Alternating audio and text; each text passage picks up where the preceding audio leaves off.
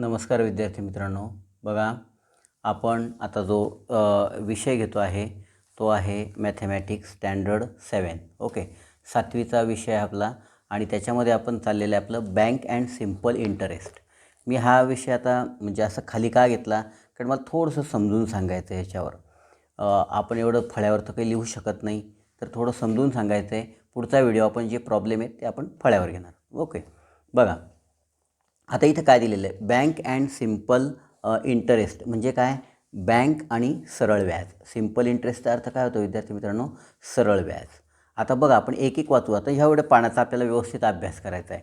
आता तुम्ही बँक बघितलेली आहे का? तुम्ही बँकेमध्ये कधी वडिलांबरोबर आईबरोबर कधी गेलात का? मग बँकेमध्ये कशाचा व्यवहार चालतो विद्यार्थी मित्रांनो? फक्त आणि फक्त पैशाचा व्यवहार चालतो. ओके, आपल्याला पैसे कुठे पाठवायचे असतील, पैसे काढायचे असतील, पैसे द्यायचे असतील किंवा पैसे सुरक्षित ठेवायचे असतील, तर पैशांची देवाणघेवाण जी संस्था करते तिला आपण असं बँक असे म्हणतो. A bank is a government recognised institution. म्हणजे बँक ही एक पैशाची व्यवहार करणारी सरकारमान्य संस्था आहे. That carries out transaction of money. Banks make it easier to plan the use of money. That is to do financial planning, we can either deposit cash money in the bank or withdraw each from it. For the purpose, we must open an account in a bank. Bank accounts are the various kinds. आता बघा काय की बँकेमुळे पैशाचं आपल्याला नियोजन म्हणजे अर्थनियोजन करणे सोपे जाते. सोपं का जातं विद्यार्थी मित्रांनो, की आपण आपले जे पैसे असतील, मग आपण ते कमवलेले कष्टाचे जे पैसे असतात ते सुरक्षित राहावे. घरी आपण जर ठेवले ती अमाऊंट तर चोरीची भीती असते, आपण गावाला जातो. मग बँकेमध्ये जर आपण ते ठेवले पैसे तर ते बँकेचे पैसे नुसते सुरक्षितच नाही राहत, तर बँक आपल्याला त्याच्यावर काय करते, व्याज देते. आणि पैसे सुरक्षित असतात आपले, ते आपल्याला भीती नसते बिलकुल. आपले पैसे कुठेही जाणार नाही. तुम्ही जर बँकेमध्ये 10 लाख रुपये ठेवले तर ते 10 लाख कुठेही जाणार नाही. उलट त्या 10 लाख रुपयावर आपल्याला बँक काय करते, व्याज देते. आणि आपल्याला अडीअडचणीच्या वेळे आपल्याला ते बँकेतून पैसे काढता येतात आणि आपल्या अडीअडचणी सोडवता येतात. मग बँकेमध्ये काय काय विशेष म्हणजे रकमेचा भरणा करतो आपण, त्यानंतर काढतो. भरणा करणे म्हणजे भरणे. तुम्ही गेले का कधी बँकेमध्ये, कॅशियर बसलेले असतात, त्यांच्यासमोर कॉम्प्युटर असतो, आपल्याला एक स्लिप भरावं लागते. मग त्या स्लिपवर आपण किती अमाऊंट भरणार, खातं क्रमांक टाकावं लागतं, म्हणजे बँकेचा अकाउंट नंबर टाकावा लागतो. आणि मग आपण त्यांच्याकडे दिले की आपल्याला लगेच मोबाईलवर मेसेजसुद्धा येतो की डेबिटेड झाले का क्रेडिटेड झाले, म्हणजे तुमचे पैसे काढले गेले का तुमचे पैसे भरले गेले, मग बाकी किती आहे, टोटल बॅलन्स किती आहे, हे सर्व आपल्याला मोबाईलवर आता मेसेज मिळायला लागले. मग याचे काय, बँकेचे वेगळी खाते आहेत विद्यार्थी, डिफरंट टाईप्स ऑफ अकाउंट्स.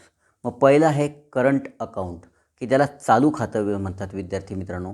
चालू खातं म्हणजे काय, की a current account is mainly for traders and those dealing in money on a daily basis. And account holder can deposit or withdraw money any number of Times in a day. म्हणजे हे खातं मुख्यतः कोण वापरतं विद्यार्थी मित्रांनो, व्यापारी वापरतात. कारण व्यापाऱ्यांना दिवसातून भरपूर वेळा पैसे भरावे लागतात आणि काढावे लागतात. आपण नोकरदार वर्ग किंवा जे नोकरीला नाही ते लोक बँकेतून हार्डली 8 दिवसाला, 15 दिवसाला, महिन्याला एकदा जातात. ओके, पण व्यापाऱ्यांचं मात्र दररोज त्यांना बँकेशी संबंध येत राहतो. मग त्यांना पैसे दिवसातून 2 वेळा, 3 वेळा, 4 वेळा काढावं लागतात. मग असं कोणतं खातं असतं, त्याला करंट अकाउंट म्हणतात, चालू खातं. याच्यामध्ये आपण कितीही वेळा व्यवहार करू शकतो दिवसातून. मग याच्यासाठी तुम्हाला पासबुक किंवा चेकबुक दिलं जातं. Okay, also a chequebook on a demand. तुम्हाला जर कोणाच्या नावाला माल घेतला, खरेदी केला आणि तुमच्याकडे पैसे, तर पैशाचा व्यवहार नाही, चेकवर अमाऊंट टाकायची, त्याचं नाव टाकायचं आणि त्याला देऊन टाकायचं. तो बँकेमध्ये जाऊन चेक विड्रॉ करून घेतो आणि पैसे काढून घेतो. ओके, म्हणजे अतिशय सोपा व्यवहार आहे. The bank does not pay any interest on money. आता ह्या बँकेमध्ये तुम्ही जर दिवसातून 10 वेळा व्यवहार करत असाल तर ह्या फक्त तुमचे पैसे सेफ राहावे म्हणून ह्या करंट अकाउंट असतं. याच्यामध्ये तुम्हाला बँक व्याज देत नाही. त्याच्या पुढे आहे विद्यार्थी मित्रांनो सेविंग अकाउंट. सेविंग अकाउंट म्हणजे बचत खातं. मग याच्यामध्ये काय, a person can deposit a minimum amount and open on a saving account. तुम्ही काही रक्कम भरून तुमचं सेविंग म्हणजे बचत खातं तुम्ही ओपन करू शकतात, उघडू शकतात. In some banks a minimum amount is required for opening and account. काही बँका आता पैसे न जमा करता सुद्धा खाते उघडतात. Okay, the bank pays some interest on the basis of a daily credit balance in account. There are some restriction on how of often money can be withdraw from this account. For this account too, the bank issue a passbook and a demand a checkbook. ह्या खात्यामध्ये तुम्हाला passbook मिळतं की ज्याच्यावर तुम्ही गेले बँकेमध्ये पैसे काढले तर तुमचं त्याच्यावर किती काढले, आता बाकी किती आहे, हे सर्व तारीख वाईज सर्व लिहून येतं विद्यार्थी मित्रांनो. ओके, तुम्ही आता बँकेमध्ये जा तुमच्या वडिलांबरोबर. आतापासून बँकेला घाबरायचं नाही, बँकेमध्ये जायचं, तुमचं स्वतःचं खातं कसं ओपन करायचं, अकाउंट नंबर म्हणजे काय, सेव्हिंग अकाउंट म्हणजे काय, तिथे कसे बसलेले असतात, कॅशियर म्हणतात, जो पैशाची देवाणघेवाण आपल्याला करतो त्याला कॅशियर म्हणतात, मॅनेजर असतात, दुसरे क्लर्क असतात, पासबुक तुमचे अपडेट करणारे पुन्हा माणसं असतात तिथे. हे सगळं बघायचं विद्यार्थी मित्रांनो. बँकेमध्ये गेल्यानंतर तुम्हाला व्यवहार जर शिकायचा असेल तर तुम्ही बँकेमध्ये आपल्या आईवडिलांबरोबर जायलाच पाहिजे. ओके, जे प्रॅक्टिकल शिकणं फार महत्त्वाचं आहे. त्यानंतर याच्यामध्ये अजून काय की तुम्ही बँकेतून पैसे दररोज किमान एकदा काढू शकतात. ओके, याच्यावर ह्या खात्यामध्ये तुम्ही सेव्हिंग अकाउंटमध्ये 2-3 वेळा पैसे काढू शकत नाही. आता पुढचं आहे recurring deposit account. The account holder can decide the amount of deposited every month in the account. The bank gives an interest on the deposit which is more than that paid for the saving account. Such account is means of compulsory saving. आता हे जे खातं आहे विद्यार्थी मित्रांनो, ठराविक दर महिन्याला तुम्हाला ठराविक रक्कम बँकेमध्ये जमा करता येते. ओके, बँक खातेदार ठरवतात की मला आता किती रक्कम जमा करायची. आणि रिकरिंग डिपॉझिट अकाउंट म्हणजे काय, याच्यामध्ये तुमची सेव्हिंग होते. सेव्हिंग म्हणजे काय, बचत. म्हणजे तुम्हाला कंपल्सरी बचत करावी लागते आणि बचत करणं हे कधी पण आपल्या भविष्याच्या दृष्टीने खूप चांगलं असतं. कधी संकटं येतात, मग अशा संकटाच्या वेळी जर आपल्या बँकेमध्ये पैशाची आपल्याला सेव्हिंगची सवय असेल तर आपल्याला कुणाच्याही पुढे हात पसरायची गरज पडत नाही. आपल्या अकाउंटवर आपले पैसे असले तर आपण काढू शकतो. मग ते पैसे तुम्हाला लग्नासाठी कामात येतील, दवाखान्यासाठी कामात येतील, एखादी जमिनीचा व्यवहार, प्लॉट घेणं, घर बांधणं, कुठल्याही गोष्टीसाठी तुम्हाला या अकाउंटचा फार उपयोग होतो. मग हे सेव्हिंग करणं फार गरजेचं आहे. प्रत्येकाने बँकेमध्ये अकाउंट उघडून किमान मिनिमम 1000-500 रुपये आपले महिन्याला आपल्या याच्याप्रमाणे, आपला इन्कम सोर्स किती आहे त्याच्याप्रमाणे हे करणं आवश्यक आहे, जेणेकरून तुम्हाला अडीअडचणीच्या काळामध्ये ही बँक खूप मदत करते. ओके, त्यानंतर त्यांचं काय म्हणणं आहे, often the convenient to have a joint account for say husband and wife or guardian and ward etc. besides account of business partners, housing societies, trust of voluntary agency etc. are required to be operated by more than the person. म्हणजे त्यांनी काय सांगितलेलं आहे विद्यार्थी मित्रांनो की ह्या खात्यासाठी उदाहरणार्थ पती पत्नी, पालक व पाल्य यांच्या जॉईंट अकाउंट असावं. त्यानंतर तसेच व्यवसायातील भागीदारी, हाऊसिंग सोसायटीज, त्यानंतर सेवाभावी संस्था ह्याच्यामध्ये खाते उघडतात आणि एकाहून जास्त व्यक्तींना वापरणे जरुरीचे असते की एकापेक्षा जास्त व्यक्ती एकत्र येऊन हे खातं ओपन करतात, पण सर्वांच्या त्याच्यावर सह्या लागतात विद्यार्थी मित्रांनो. एकटा माणूस जाऊन समजा 4 जणांनी मिळून खातं ओपन केलं आणि ते सेव्हिंग करतायत किंवा त्याच्यावर डिपॉझिट करताय तर चारही जणांना त्याच्या सह्या लागतात विद्यार्थी. एक जाऊन पैसे काढू शकत नाही. ओके, त्यानंतर पुढचं आहे fixed deposit. A depositor deposit a certain amount for a fixed period in the bank. The deposit attracts a greater rate of interest than the saving account. However, these rates are different in different banks. Senior citizens get a slightly greater rate of interest than the usual. आता बघा विद्यार्थी, fixed deposit म्हणजे काय की ठेवीदार ठराविक रक्कम ठराविक कालावधीसाठी बँकेत जमा करून ठेवतो. या प्रकारच्या ठेवीवर बँक बचत खात्यापेक्षा अधिक व्याजदर देते. बचत खाते काय जे असेल ना त्याच्यापेक्षा. मग हे इथं सिनियर सिटीजन्स म्हटलं, काय म्हटलं विद्यार्थी मित्रांनो की जे रिटायर झालेले लोक आहेत त्यांना अमाऊंट खूप मिळते. ज्यावेळी नोकरदार वर्ग रिटायर होतो त्यावेळी त्यांच्या खात्यावर त्यांचं GPF, ग्रॅज्युएटी प्रायव्हेट फंड, त्यानंतर इतर त्यांना भरपूर पॉलिसीज असतात, त्याचे पैसे मिळतात. मग त्यांना खूप पैसे मिळाल्यानंतर काय करतात ते भविष्याच्या दृष्टीने की आता त्यांचं वयस्कर असतात, त्यांना बऱ्याचशा गोष्टीसाठी पैसा लागणार असतो. मग ते काय करतात, फिक्स डिपॉझिट करतात की हे पैसे आता मी जर 5,000 टाकले तर 7 वर्षाने ते मला 9,000 मिळतील किंवा 10,000 मिळतील असे, आणि त्याला रेट ऑफ इंटरेस्ट पण खूप चांगला असतो. तर याचा उपयोग जवळपास ज्येष्ठ नागरिक नियमित दरापेक्षा जास्त व्याजदर मिळत असल्यामुळे जे कोणत्या आधी हे असतात विद्यार्थ्यांना ज्येष्ठ नागरिक, आपण त्याला काय म्हणतो सिनियर सिटीजन, हे करतात. ओके, आता ATM बघितलं का विद्यार्थी मित्रांनो तुम्ही? ATMमध्ये कधी गेला का आपल्या मित्राबरोबर किंवा आपल्या पप्पाबरोबर, मम्मीबरोबर, बहिणीबरोबर जर तुम्हाला तर तिथे दिसत असेल की ATM एक मशीन असतं, त्याला ॲटोमॅटिक टेलर मशीन म्हणतात किंवा त्याला अजून ॲटोमेटेड टेलर मशीन पण म्हणतात, की याच्यामध्ये एक कार्ड असतं मिळालेलं. ते कार्ड तुम्ही त्याच्यामध्ये टाकलं की तुम्हाला एक स्क्रीनवर काही लिहून येतं. मग तुम्हाला किती पैसे काढायचे आहेत, त्यानंतर तुमचा पिन नंबर मागतं तो पिन नंबर टाकावा लागतो.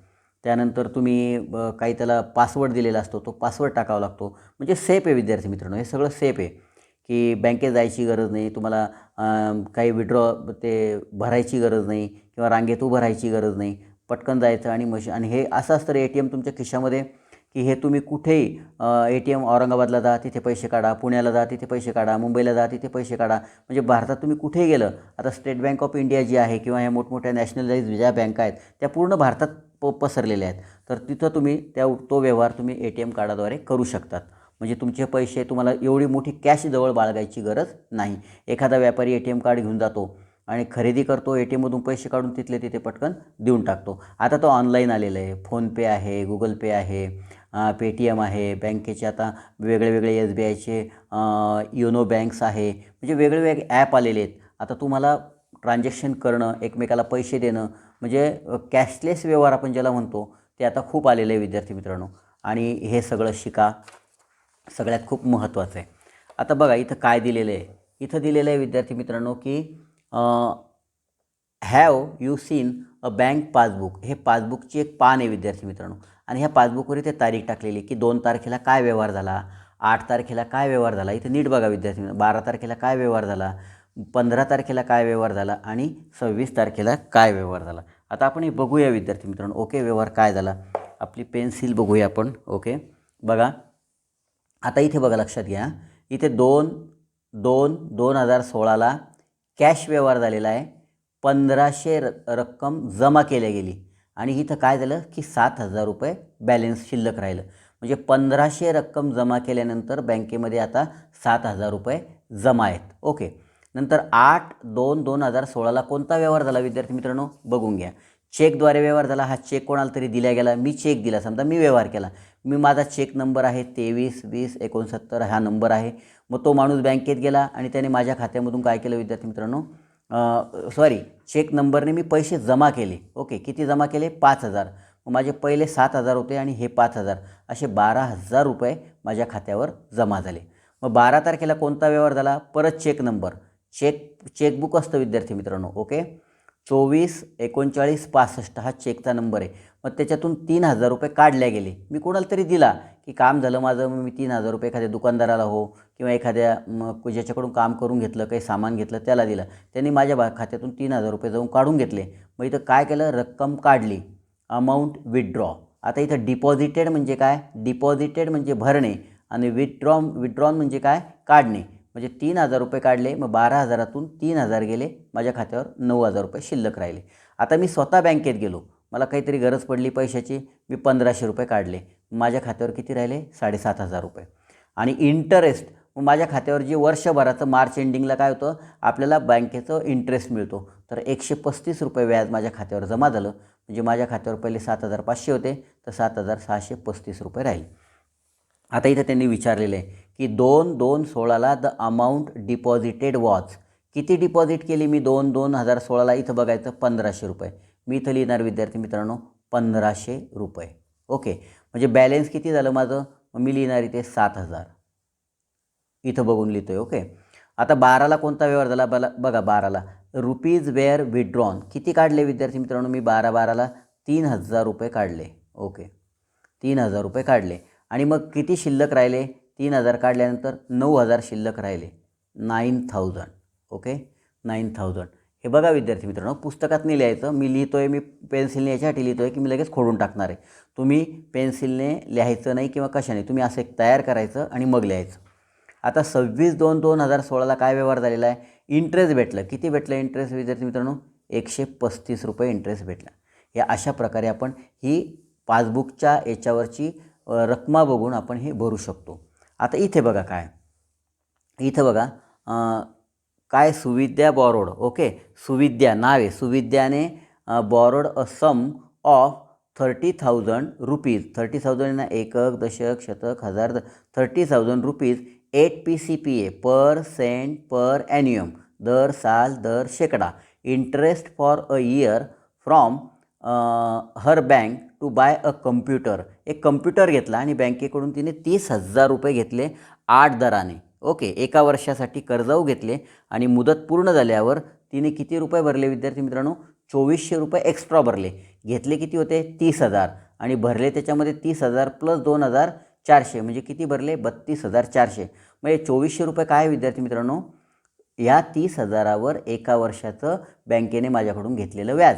कारण आता मला कॉम्प्युटर अर्जंट घ्यायचा आहे, मग मला 30,000 रुपये कोण देणार? कोणीच देणार नाही. मग मी बँकेकडे जाईल, मला नोकरी असेल तर मग मी ती कागदपत्र पूर्ण करेल आणि मग मला बँक माझ्या कागदपत्रावरून 30,000 रुपये देईल. म्हणजे आता बघा इथं प्रिन्सिपल म्हणजे काय? हे 30,000. ओके, इथं आपण 30,000 भरूया, हे प्रिन्सिपल. त्यानंतर रेट ऑफ इंटरेस्ट किती आहे? 8%. मग इंटरेस्ट किती आला विद्यार्थी मित्रांनो? 2400 रुपये. ओके, आणि टाईम किती आहे? 1 वर्ष मुदत आहे, 1 इयर ना. किती आहे इथं आहे का दिलेलं? बघू, from year. Okay, 1 year. The total amount return by 30,000 plus म्हणजे किती विद्यार्थी मित्रांनो? 32,400 रुपये मी बँकेला वापस केले. म्हणजे 30,000 रुपये घेतले होते, 8 दराने माझं व्याज एका वर्षाचं 2400 रुपये झालं. ते 2400 मी 30 म्हणजे हळूहळू हप्ते पाडून शेवटी माझी जेव्हा खातं नील झालं तेव्हा मी किती पूर्ण किती रक्कम भरली होती? 32,400 रुपये मी बँकेत भरलेले होते. ओके विद्यार्थी मित्रांनो, अशा प्रकारे. त्यानंतर आपल्याला आता ह्या सूत्रावर पुढे गणितं करायचे आहेत. प्रिन्सिपल प्लस इंटरेस्ट अमाऊंट आपण आता पुढचं फलकावर घेऊया, फळ्यावर घेऊया, बोर्डवर घेऊया. ओके विद्यार्थी मित्रांनो, समजलं असेल तर अशा प्रकारे चार्ट करा आणि व्यवस्थित लिहा. चला विद्यार्थी मित्रांनो, बाय.